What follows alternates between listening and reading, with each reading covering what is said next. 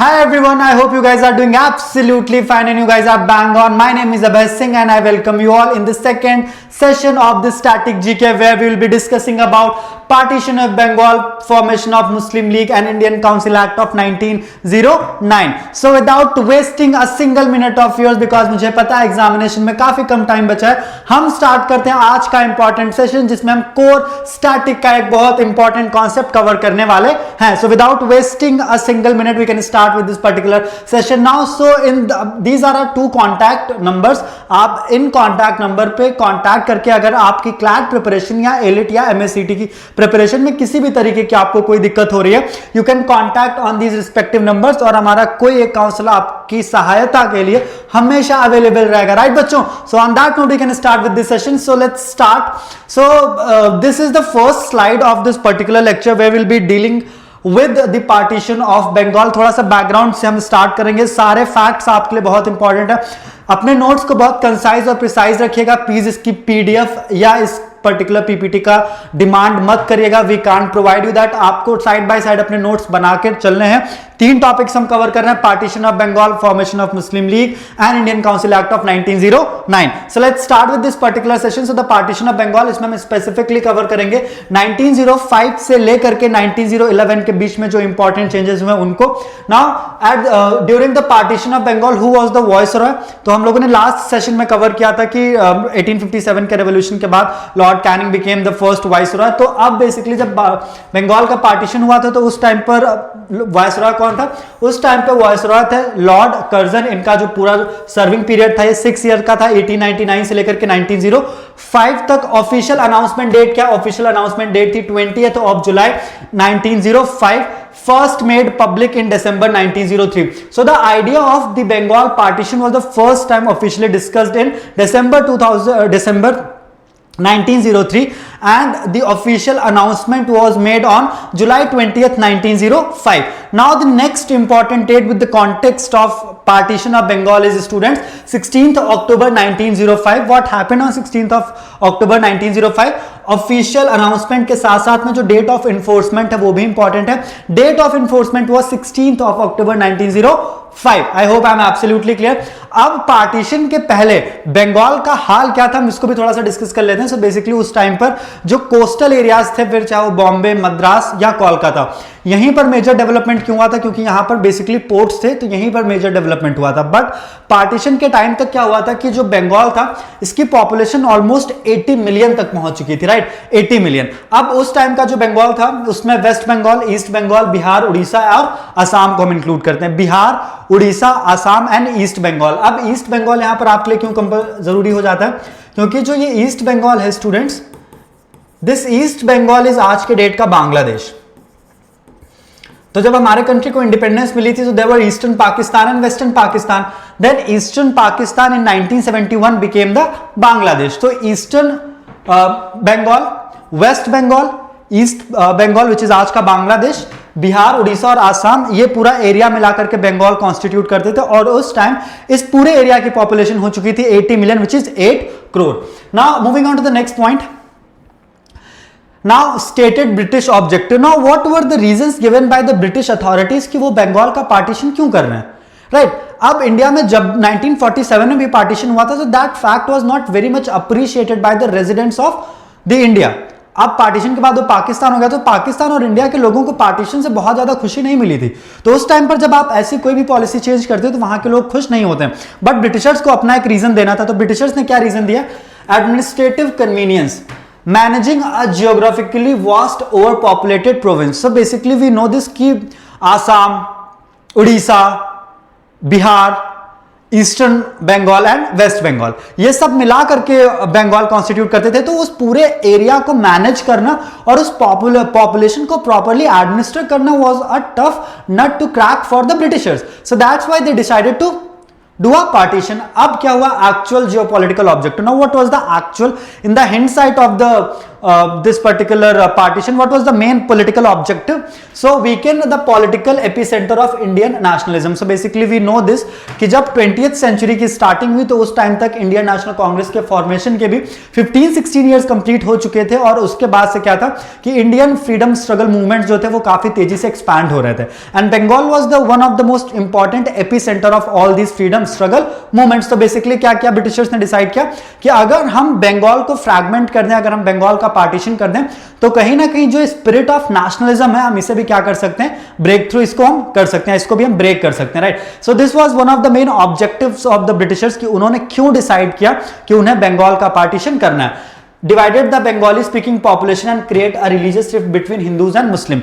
So basically जो अब दो चीजें हम यहाँ पर डिस्कस करने वाले हैं कि जब बंगाल का पार्टीशन हुआ तो दो मेन एरियाज में हुआ, टू न्यू प्रोविंसेस वो क्रिएटेड. अब ये दो नई प्रोविंसेस कौन कौन सी थी? तो एक न्यू प्रोविंस का नाम था वेस्टर्न बंगाल, जहां पर हिंदू मेजॉरिटी थी. अब जो ये वेस्टर्न बंगाल था इसमें वेस्ट बंगाल, बिहार, उड़ीसा, ठीक है, ये तीन टेरिटरीज क्या कॉन्स्टिट्यूट करती थी? West Bengal, Bihar and Orissa use were basically West Bengal. अब इसकी कैपिटल क्या थी? कोलकाता. ये भी आप याद रखेंगे कि वेस्टर्न बंगाल और ईस्टर्न बंगाल दो जगह पर पार्टीशन हुआ. वेस्टर्न बंगाल की कैपिटल क्या थी? Kolkata. It was a Hindu populated या हिंदू मेजॉरिटी एरिया. तीन स्टेट्स थे, Bihar, Orissa and West Bengal. Now demographic strategy, reduced Bengali 17 million to a linguistic minority against Hindi and Oriya speakers. So basically क्या हुआ कि इसके पहले जो वेस्ट बंगाल था, अब जब पार्टीशन के बाद जो वेस्ट बंगाल बना उसमें जो बंगाली स्पीकिंग पॉपुलेशन थी वो माइनॉरिटी में हो गई, और यहां पर हिंदी और उड़िया स्पीकिंग जो पॉपुलेशन थी वो मेजॉरिटी में हो गई.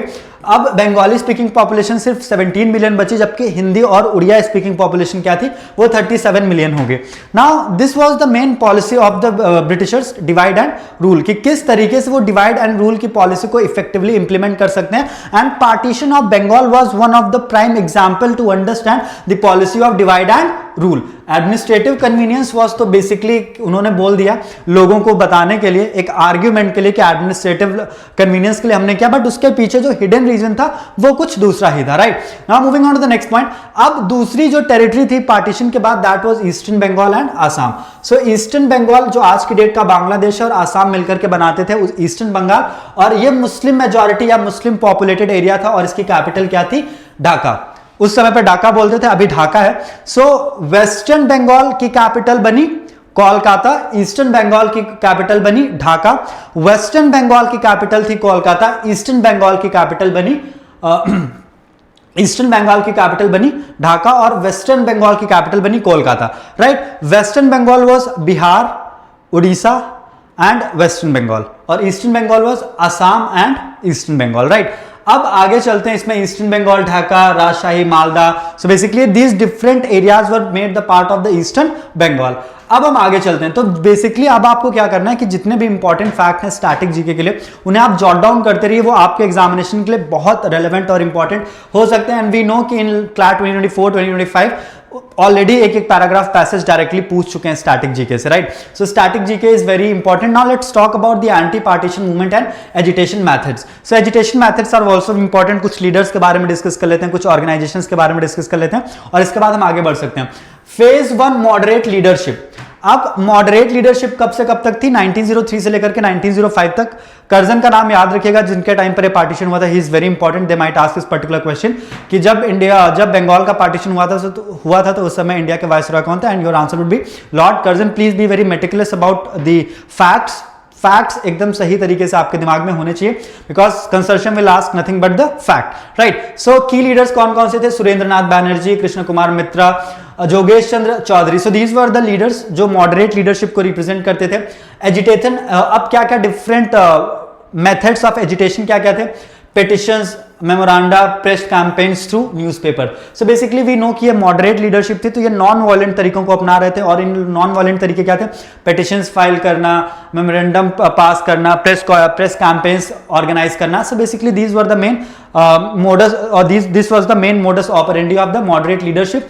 की इंस्टीट्यूशंस कौन कौन से थे? Federation hall society founded by, अब यहां पे चीज याद रखिएगा that federation hall society was founded by the moderate leadership, again a very important point. जिन लोगों को इसके फाउंडर का नाम पता है, you can comment your answer और you can tell your answer in the comment section that who was the founder of federation hall society. Now moving on to the next point. तो ये तो हो गई मॉडरेट लीडरशिप की बात में. अब दूसरे टाइप की जो लीडरशिप होती है, जब हम कांग्रेस के बारे में भी पढ़ रहे थे तो हमने वहां पे मॉडरेट और एक्सट्रीमिस्ट की बात की थी, राइट. यहां पे मास रेजिस्टेंस और कल्चरल यूनिटी. अब क्या हुआ कि जो दूसरा तरीका था वो था मास रेजिस्टेंस और कल्चरल यूनिटी का, and it started on 16th of October 1905. अब हुआ क्या, हड़ताल वाज ऑब्जर्व, हड़ताल मतलब strike was observed across Calcutta. People fasted and walked barefoot to the Ganges. So basically अलग अलग तरीका होता है लोगों का गवर्नमेंट के अगेंस्ट या एस्टैब्लिशमेंट के अगेंस्ट प्रोटेस्ट करने का, और पार्टीशन ऑफ बंगाल के अगेंस्ट प्रोटेस्ट करने के लिए जो मास रेजिस्टेंस मूवमेंट स्टार्ट हुआ वो 16 अक्टूबर 1905 से स्टार्ट हुआ, जहां पे लोगों ने बेयरफुट, नंगे पैर वॉक करके वो गए कहां तक, गंगा तक वो गए बेयरफुट वॉक करके. Now what was the symbolic resistance, Hindu Muslim unity marked by the time of rakhis. So basically क्या हुआ, वैसे तो रक्षाबंधन जो है वो हिंदुओं का त्योहार माना जाता है, बट इस पर्टिकुलर मूवमेंट के टाइम पे जब बंगाल का पार्टीशन हुआ तो हिंदू मुस्लिम्स ने एक दूसरे को राखियां बांधी. So that was the significant development of the Hindu Muslim unity. फिर Rabindranath Tagore compose Amar Sonar Bangla, now the national anthem of Bangladesh. Now this is also very important that, see, the contribution made by the Rabindranath Tagore is huge when we talk about the entire Indian independence movement. He was very silent but yet he contributed in the best possible way. और उन्होंने इसी time पर एक गाना compose किया था Amar Sonar Bangla, which is now the national anthem of Bangladesh. Eastern Bengal का वो क्या है, नेशनल एंथम था. Patriotic singing of Bankim Chandra Chattopadhyay Vande Mataram. So अब यही जब हम लोगों ने वंदे मातरम के बारे में कवर किया था, 150 ईयर्स ऑफ वंदे मातरम जब हमने कवर किया था, तो उस टाइम पे आई इन्फॉर्म्ड यू कि जब पार्टीशन हुआ था बंगाल का तो उस टाइम पर लोग वंदे मातरम गा करके अपनी जो फीलिंग्स थी, अपने जो सेंटिमेंट्स थे, उनको क्या करते थे, वो प्रेजेंट करते थे, right.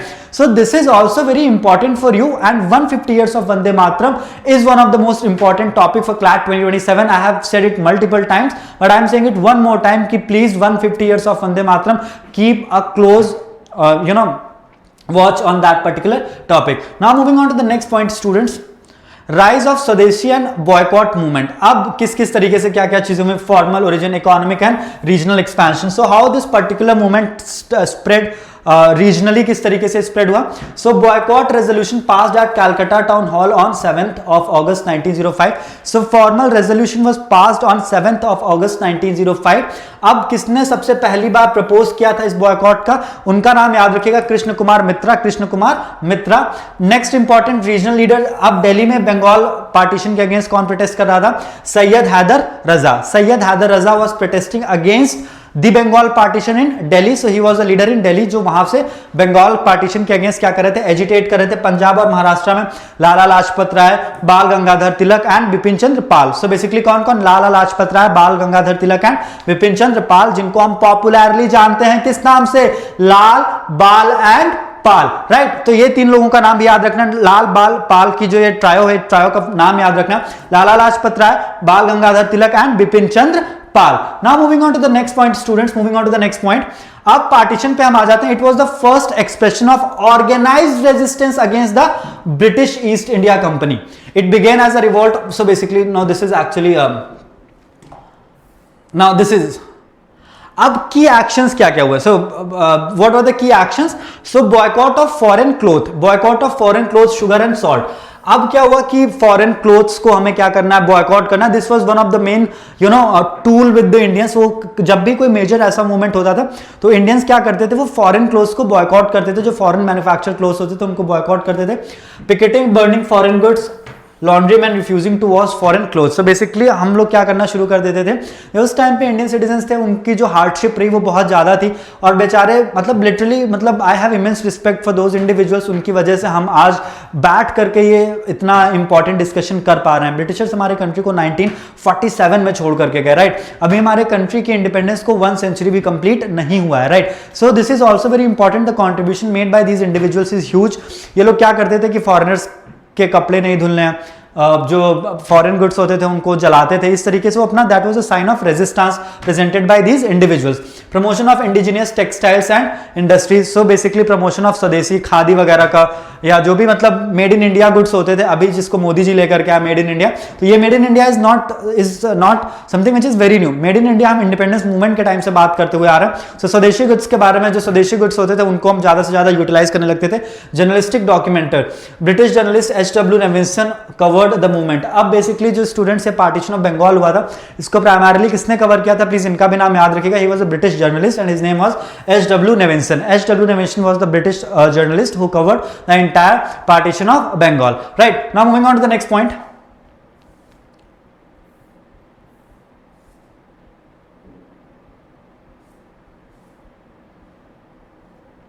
Now what are the long term impact and the institutional impact of this particular thing?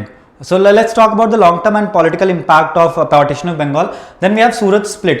So ideological schism of Indian National Congress. So we know this, that in 1907 what happened, that a lot of leaders of Indian National Congress were not happy with the partition of Bengal. So ultimately that thing led to something very tremendous, or there was a very important development for Indian National Congress, and that development became evident in during the annual session of Indian National Congress in 1907, and it is popularly known as Surat split. So what happened in Surat split, basically जो extremist और moderates जो थे, गरम दल और नरम दल, extremist and moderates, उसमें कांग्रेस डिवाइड हो गई दो फैक्शंस में. rise of communal politics, British divide and rule policy fueled the foundation of All India Muslim League. So Britishers are actually successful in doing the thing which they wanted to do. The objective with which they started the entire idea of partition of Bengal, they were actually successful, because after that All India Muslim League was also formulated, and we know this, the role played by All India Muslim League was huge, right?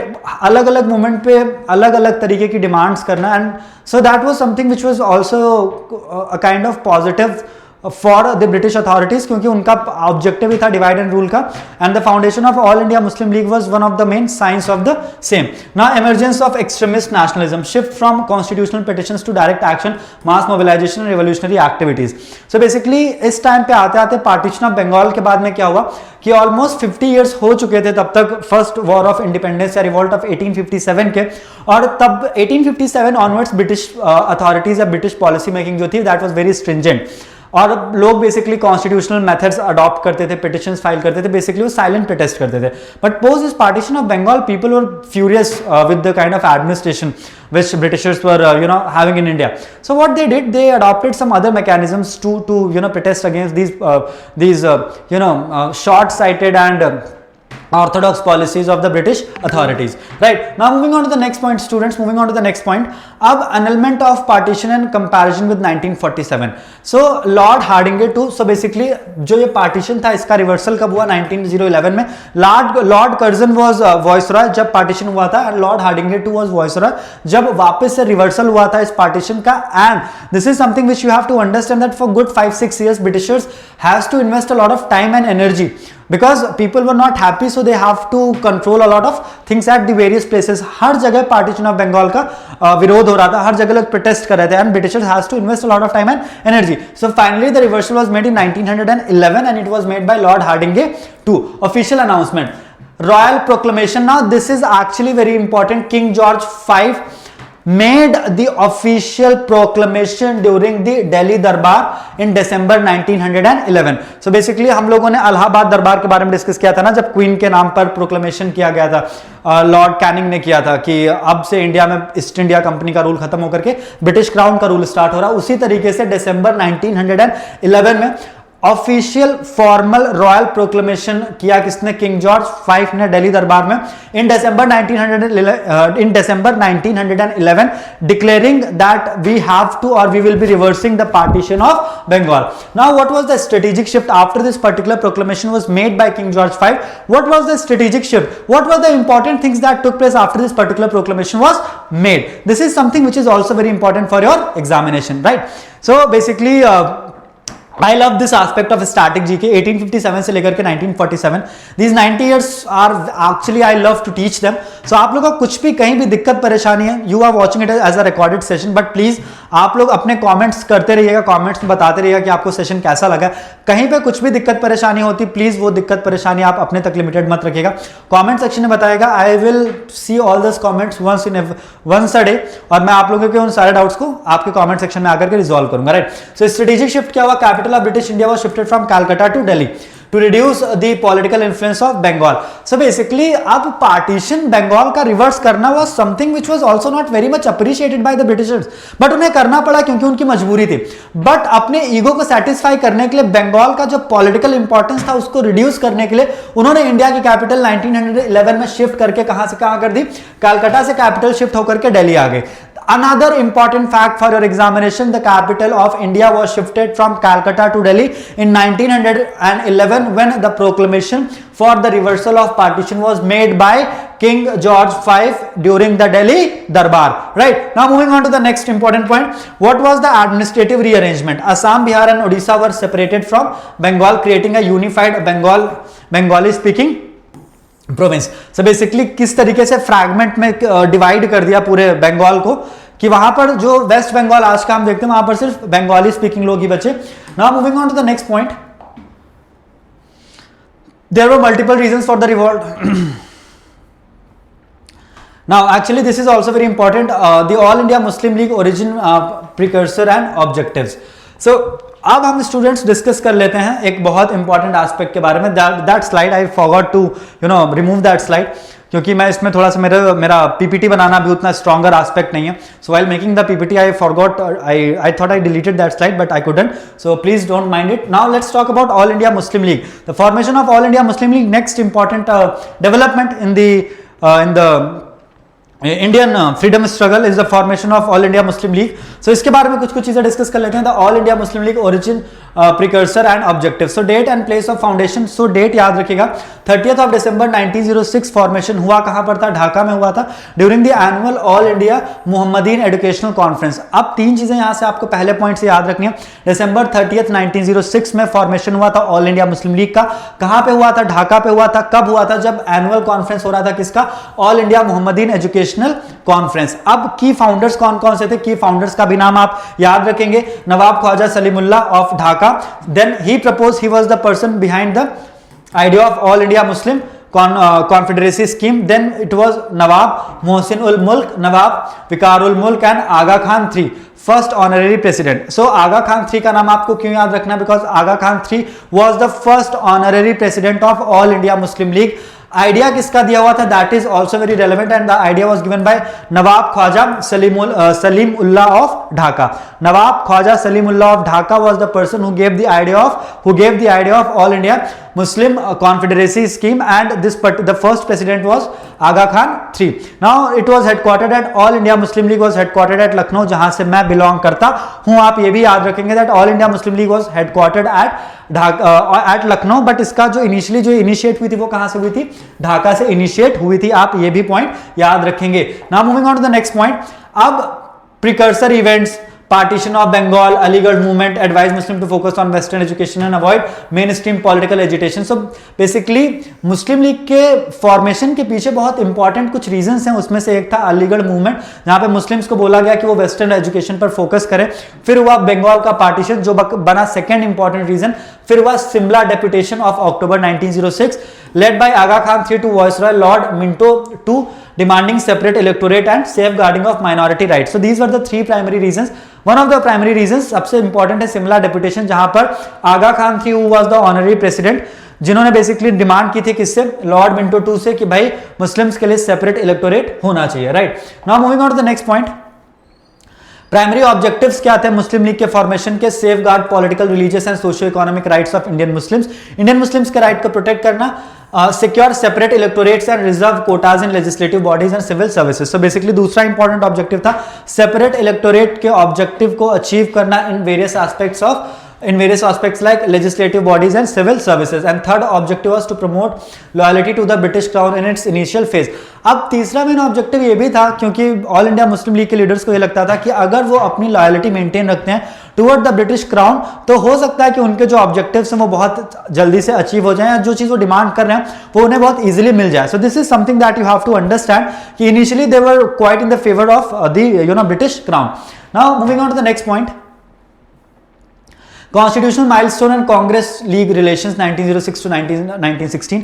अब थोड़ा सा Morley Minto reforms popular, Indian Councils Act 1909 popularly known as Morley Minto reforms. अब तीन चीजें याद रखिएगा. Indian Councils Act of 1909 is known as Morley Minto reforms. Government of India Act 1919 is known as Montagu Chelmsford reform. And the third important one is the Government of India Act 1935. याद रखिएगा, government of India act 1958 से east India company की जो power थी वो किसको transfer कर दी गई थी? ब्रिटिश क्राउन को. और the Indian independence act of 1947 insured that India will get independence on 15th of August 1947. आप मुझे कमेंट में फटाफट बता दीजिए कि हम इंडिया का इंडिपेंडेंस 15th अगस्त को क्यों सेलिब्रेट करते हैं. जो मुझे बताएगा कि हम इंडिया का इंडिपेंडेंस 15th अगस्त को क्यों सेलिब्रेट करते हैं, ही और she will get a 5 star from my side. Now moving on to the next point, की आउटकम क्या थे? Granted the League's primary demand of separate electorate for Muslims. अब बेसिकली क्या हुआ, मुस्लिम लीग की जो प्राइमरी डिमांड थी Morley Minto reforms के थ्रू वो इंश्योर की गई, और वो पर्टिकुलर डिमांड क्या थी? सेपरेट इलेक्टोरेट की. लीगल सिग्निफिकेंस क्या थी? Institutionalised religion based political representation under British colonial law. Now it was the legal significance क्या थी?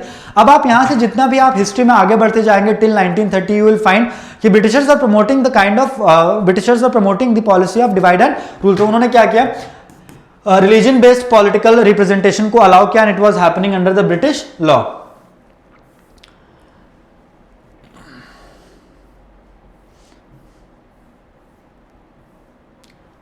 अब जिन्ना की एंट्री कब हुई? 1913 में. Ideological shift, young middle class members shifted the League from absolute loyalty to demanding self government. अब क्या हुआ कि इनिशियली जब स्टार्ट हुआ तो एवरीथिंग वाज रोजी for the people of all India Muslim league, but subsequently क्या हुआ कि जब जैसे ही उस टाइम के जेंजीज जो थे, उस टाइम का जो यंग इंडिया था, जैसे उसने पार्टिसिपेट करना शुरू किया, उन्होंने सेल्फ गवर्नमेंट की डिमांड करना स्टार्ट कर दी. और इसी मोमेंट पे एंट्री होती है किसकी? Mohammad Ali Jinnah, the most discussed person in Indian history in 20th century. Mohammad Ali Jinnah, one of the most discussed person. और इन्होंने मुस्लिम लीग ज्वाइन की 1913 को. प्लीज कंफ्यूज मत करिएगा, he was not one of the founders of All India Muslim League. He joined the league in 1913. Now moving on, while remaining a member of the Indian National Congress. So basically at the time when he joined All India Muslim League, he was also the member of All India National Congress. Right now the Lucknow pact of 1916. अब All India Muslim League का next important phase Lucknow pact of 1916. इसके architect कौन थे? Bal Gangadhar Tilak and Mohammad Ali Jinnah. And what was the relevance of the Lucknow pact of 1916? So high point of Hindu Muslim unity and joint demand for constitutional reforms. So this was something which was very important. It was the entire idea was brought by the entire idea of Lucknow pact was brought by mister Bal Gangadhar Tilak and Mohammad Ali. और basically for the first time इन्होंने constitutional reforms की बात की, keeping in mind the unity of Hindu and Muslims. Then constitutional compromise INC formally accepted separate electorates for Muslims in legislative bodies for the first time. So अब क्या हुआ कि Indian National Congress को भी थोड़ा बहुत पीछे हटना पड़ा, थोड़ा बहुत उन्हें डिमांड्स एक्सेप्ट करनी पड़ी ऑल इंडिया मुस्लिम लीग की, और उन्होंने एक्सेप्ट किया सेपरेट इलेक्टोरेट्स का जो एलोकेट किया गया था मुस्लिम्स के लिए लेजिस्लेटिव बॉडीज में. Indian National Congress formally accepted it, but Muslim League ने भी क्या किया था? कॉन्स्टिट्यूशनल रिफॉर्म्स के लिए जॉइंट डिमांड रेज की थी during the Lucknow pact of 1916 which was initiated by Bal Gangadhar Tilak and Mohammad Ali Jinnah. फिर ideological schism and constitutional counter proposal. अब 1927 से लेकर के 1929 साइमन कमीशन का आना. 1927 में basically Simon commission John Simon की चेयरमैनशिप के अंडर में आया था, हम इसे कवर करेंगे. अब इसमें बेसिकली क्या था? गवर्नमेंट ऑफ इंडिया एक्ट 1919 को रिव्यू करने के लिए साइमन कमीशन इंडिया आया था. अब इसमें जिन्ना फैक्शन ने क्या किया? Boycotted the all white Simon commission.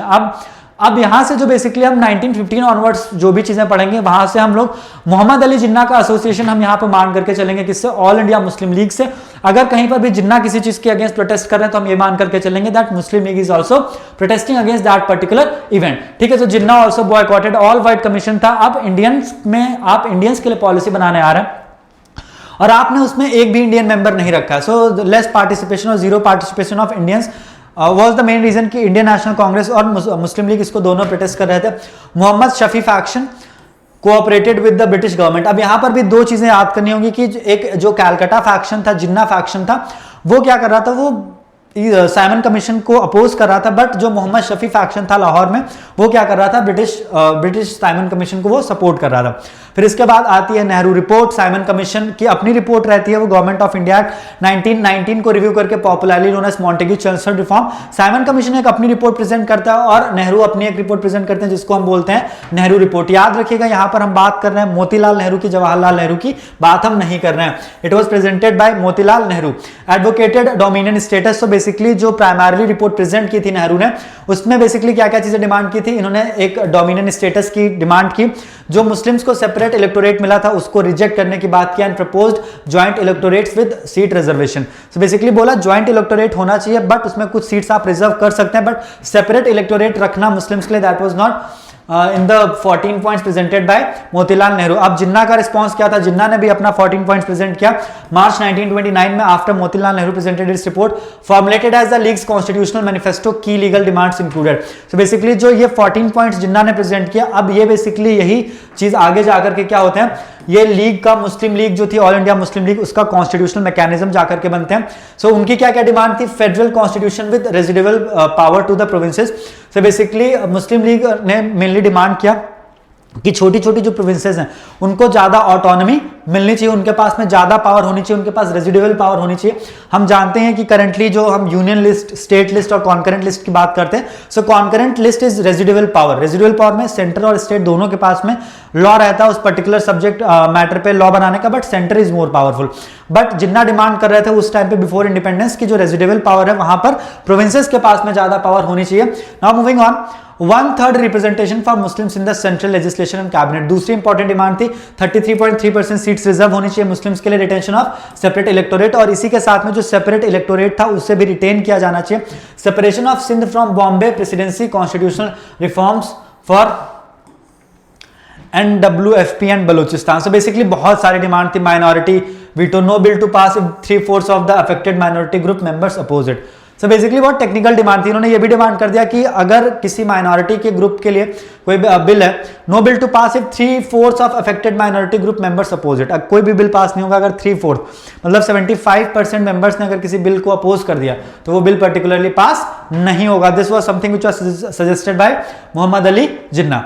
Now moving on to the next point, transition to partition and mass mobilisation. अब world war two resignations and day of deliverance. So basically we know this कि 1937 से लेकर के 1939 तक का जो phase था वो इंडियन नेशनल कांग्रेस के लिए भी थोड़ा सा डाइसी सा था। 1938 में बेसिकली 1938 में Subhash Chandra Bose became the president of Indian National Congress for the first time. फिर 1939 में उनके और गांधी के बीच में कोई डिस्प्यूट भी हुआ था, but again keeping all those things aside, अब क्या हुआ, INC ministry resign to protest against Britain declaring war on behalf of India without consultation. So 1 सितंबर 1939, स्टूडेंट्स प्लीज रिमेंबर दिस, 1 सितंबर 1939 को वर्ल्ड वॉर 2 फॉर्मली कमेंस हो चुका था और इंडियंस वर नॉट हैप्पी क्योंकि ब्रिटिशर्स ने इंडिया से कंसल्ट किए बिना, इंडियन से कंसल्ट किए बिना इंडिया को उस पर्टिकुलर वॉर में इंक्लूड कर लिया था। मुस्लिम लीग ने सपोर्ट किया ब्रिटिश वॉर को क्योंकि उनको लग रहा था कि उनके लिए बहुत सारी चीजें पोस्ट वॉर जब खत्म होगा तो काफी सारी चीजें नेगोशिएट कर पाएंगे, बट ऐसा हुआ नहीं। फिर इसके बाद Lahore resolution, Pakistan resolution adopted the two nation theory asserting that Muslims and Hindus were two distinct nations. So basically ये 1940 में two nation theory existence में आ जाती है कि इंडिया और Pakistan should be a two separate nations होने चाहिए मुस्लिम्स और हिंदूज के लिए। demanded independent states comprising Muslim majority areas in north western and eastern zones of British India. So basically अब ये चीज हम ऑलरेडी डिस्कस कर चुके हैं, इसीलिए आप देखिए कि वेस्टर्न पाकिस्तान और ईस्टर्न पाकिस्तान दो फैक्शन क्रिएट किए गए थे जब इंडिया को इंडिपेंडेंस मिली थी, बट बाद में जाकर के ईस्टर्न पाकिस्तान बांग्लादेश बन जाता है। तो दो अलग अलग चीजें यहां पर डिमांड की गई। फिर डायरेक्ट डे एक्शन, जिसको अब डायरेक्ट एक्शन डे याद रखिएगा, direct action day was August 16, 1946 called by Jinnah and the League to press the creation of Pakistan following deadlock over the cabinet mission plan. तो इसके पहले कैबिनेट मिशन प्लान आया था, वो भी हम डिस्कस करेंगे अपकमिंग लेक्चर्स में, बट ये याद रखिएगा कि इंडियन नेशनल कांग्रेस और मुस्लिम लीग के बीच में जब डेडलॉक हो गया कैबिनेट मिशन प्लान का, तो बेसिकली क्या हुआ कि क्रिएशन ऑफ पाकिस्तान की जो डिमांड थी वो बहुत ही ज्यादा क्या हुई, तेज हो गई। Led to widespread communal riots notably the great Calcutta killings. So basically जब ये फेल हो गया तो उसके बाद बहुत ज्यादा राइट्स वगैरह इंडिया में हुए। Key takeaways for law entrance examination. Now institutional role in partition. So transformed from an elite advisory body into a mass political movement that secured the creation of Pakistan under the Indian Independence Act of 1947. So basically Bengal partition का main impact क्या हुआ, Bengal partition से ये आग उठी थी, आग उठी थी, जिस आग के उठने के बाद में मुस्लिम लीग का क्रिएट होना, सेपरेट इलेक्टोरेट का डिमांड करना, वहां से two nation theory, Mohammad Ali Jinnah का प्ले में आना, मोहम्मद अली जिन्ना का प्ले में आने के बाद सेपरेट इलेक्टोरेट डिमांड करना, और वहां से क्रिएशन ऑफ पाकिस्तान। और इस सब के पीछे बैक स्टोरी क्या थी, partition of Bengal, evolution of electoral law, directly influence colonial legislation, leading statutory separate electorates in 1909 Morley Minto reforms, 1919 Montagu-Chelmsford reform and 1935 Government of India Act 1919. So basically a lot of subsequently बहुत सारे development हुए, government of India Act 1919, Indian Council Act of 1909, ठीक है, और इसके बाद बहुत सारे एक्चुअली में गवर्नमेंट ऑफ इंडिया एक्ट 1935। सो एक प्राइमरली हिंट साइट में काफी ज्यादा चीजों को लिए कंट्रीब्यूट किया किसने, इस पर्टिकुलर इवेंट्स ने। फिर पोस्ट 1947 स्टेटस क्या है, Pakistan became the founding ruling, Pakistan की सबसे पहली मेजर पॉलिटिकल पार्टी बन गई क्या, मुस्लिम लीग। फिर Indian influence diminish sharply with small regional remnant surviving primarily in south India. So basically Muslim League का जो डोमिनेंस था वो इंडिया से भी खत्म हो गया। अब इंडियन काउंसिल एक्ट 1909 के बारे में थोड़ा बहुत हम फटाफट डिस्कशन करके इसको हम रैप अप करेंगे।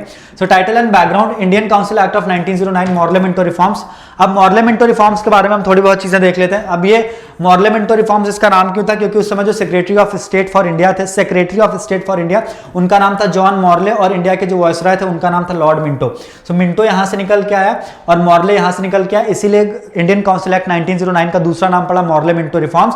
प्राइमरी ऑब्जेक्टिव इनका क्या था, placket moderate Congress leaders, isolate extremist elements. So basically 1907 में सूरत स्प्लिट के बाद में, तो 1907 में हुआ था एक्सट्रीमिस्ट और मॉडरेट के बाद में। सो बेसिकली मॉर्ले मिंटो रिफॉर्म्स का मेन ऑब्जेक्टिव यह था कि कांग्रेस के जो एक्सट्रीमिस्ट लीडर हैं उनको शांत करवाना and appease Muslim elites to arrest the rising tide of Indian nationalism.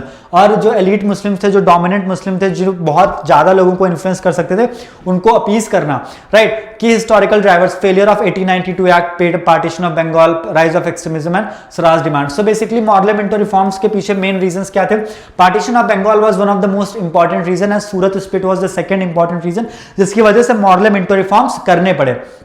Now moving on to the next point, Shimla deputation October 1906 में हम ऑलरेडी डिस्कस कर चुके हैं, जहां पर मुस्लिम लीग का डेलीगेशन जिसको लीड किया था किसने, आगा खान III ने, वो मिलता है किससे, लॉर्ड मिंटो टू से, और वो डिमांड करते हैं सेपरेट इलेक्टोरेट की। और यहीं से जब वो सेपरेट इलेक्टोरेट्स की डिमांड स्टार्ट करते हैं अक्टूबर 1906 में शिमला डेपुटेशन के टाइम पे, यहीं से ब्रिटिशर्स क्या करते हैं, मुस्लिम अपीजमेंट पॉलिसी को वो स्टार्ट कर देते हैं, फॉर्मेशन ऑफ मुस्लिम लीग। इसीलिए देखिए अक्टूबर 1906 में सेपरेट इलेक्टोरेट की डिमांड करना, फिर उसके 2 महीने बाद ही मुस्लिम लीग का फॉर्म होना ढाका में अंडर नवाब सलीमुल्लाह, जो बेसिकली जिन्होंने आइडिया दिया था किसका, नवाब सलीमुल्लाह ने आइडिया दिया था फॉर्मेशन ऑफ मुस्लिम लीग का, ठीक है। So these are the few things which will tell you a lot of important points.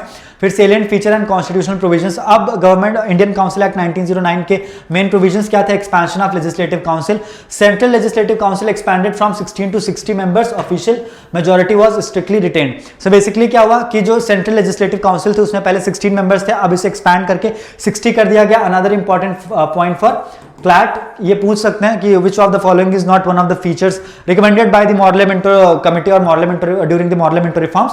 सो 16 से बढ़ा करके 60 मेंबर कर दिए गए थे सेंट्रल लेजिस्लेटिव काउंसिल में। प्रोविंशियल लेजिस्लेटिव जो काउंसिल्स थी उसका साइज एक्सपैंड किया गया unevenly up to 50 members in major provinces. So basically क्या था इसमें, जो मेजर प्रोविंसेस थी वहां पर मेंबरशिप बढ़ा करके मैक्सिमम कितनी कर दी गई, 50। और पहली बार नॉन ऑफिशियल मेजॉरिटी को परमिट किया गया। फिर electoral system and separate electorates. अब Indian elections,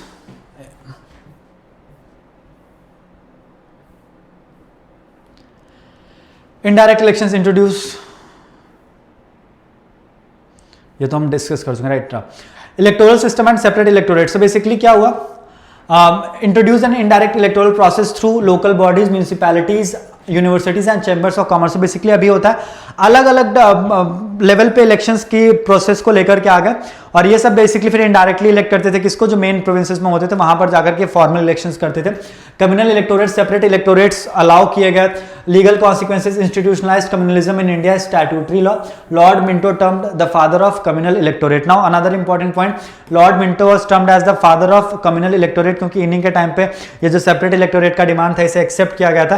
special interest representation, separate constituencies were created for zamindars, chambers of commerce, universities and presidency. इसीलिए जब ये सेपरेट कॉन्स्टिट्यूएंसीज क्रिएट की गई थी, इसीलिए इन सेपरेट कॉन्स्टिट्यूएंसीज में भी इलेक्शंस होते थे। जमींदार्स के पास हो गए ये चैम्बर ऑफ कॉमर्स, यूनिवर्सिटीज, और यहाँ पर अब क्या होते थे, इलेक्शंस होते थे, और ये लोग इवेंचुअली कहाँ पर, मेन बॉडी में जाकर के कॉन्ट्रीब्यूट करते थे। Executive representation allowed Indians into executive councils for the first time. पहली बार इंडियंस को एग्जीक्यूटिव काउंसिल में एंट्री मिली।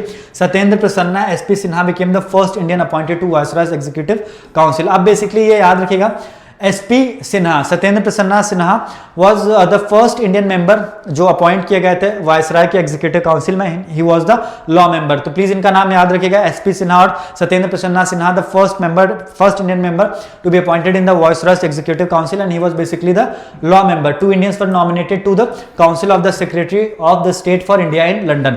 सो बेसिकली 2 लोग जो थे वो लोग अपॉइंट किए गए। जो सेक्रेटरी ऑफ स्टेट रहता था, अभी हमने डिस्कस किया था ना, लॉर्ड मॉर्ले जो सेक्रेटरी ऑफ द स्टेट थे, उस काउंसिल में भी 2 इंडियंस को नॉमिनेट किया गया, और ये 2 लोग कहां थे, लंदन में। ठीक है, now moving on to the next point, enlarged deliberative powers। अब पावर्स को भी काफी ज्यादा एक्सपैंड किया गया। Council members were granted limited rights to discuss the budget and move resolutions. अब बेसिकली इंडिया का जो बजट था, प्रोविंसेस का जो बजट था, उसमें इंडियन भी उस डिस्कशन में पार्टिसिपेट कर सकते थे। सप्लीमेंट्री क्वेश्चंस भी पहली बार अंडर द मॉडल रिफॉर्म्स, पहली बार सप्लीमेंट्री क्वेश्चंस पूछने का भी राइट दिया गया। Debate issue of public interest, और पब्लिक इंटरेस्ट के जो भी इश्यूज थे उनको भी पूछ सकते थे। GK Gokhale used debates to raise issues on primary education and indentured labour. So basically Gopal Krishna Gokhale जो महात्मा गांधी के पॉलिटिकल गुरु थे, उन्होंने ये बेसिकली जो सप्लीमेंट्री क्वेश्चंस का जो बेनिफिट था वो उठाया उन्होंने, और उन्होंने काफी सारे जो पब्लिक इंटरेस्ट के इश्यूज थे related to education and all, उस पर उन्होंने काफी सारे क्वेश्चंस पूछे। Now critical evaluation and limitations, shadow without substance, constitutional autocracy, no responsible government. Morley explicitly clarified that the reforms are not intended to introduce parliamentary और self governing institutions. So basically जो main power थी वो सारी की सारी British authorities के पास में थी। Morley wanted reforms were nothing but a kind of chocolate which was given to the Indians.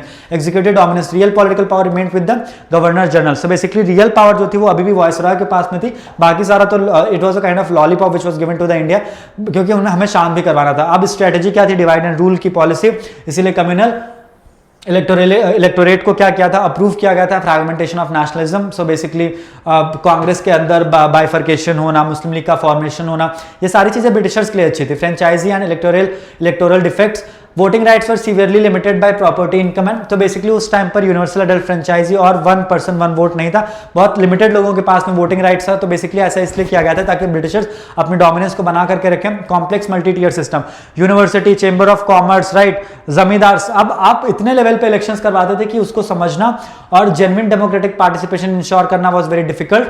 Now what were the key takeaways? So key takeaways please याद रखिएगा, recognise the principle of election in statutory law. So Morley Minto reforms for the first time recognise the principle of statutory law serving as a stepping stone toward a parliamentary structure, and it formed the Morley Minto reforms found or were basically the foundational stone for the electoral system in India, precursor to the future reforms. And Morley Minto reforms of 1909 acted as a precursor or a founding stone for upcoming reforms like Montagu-Chelmsford reforms of 1919 and the Government of India Act 1935.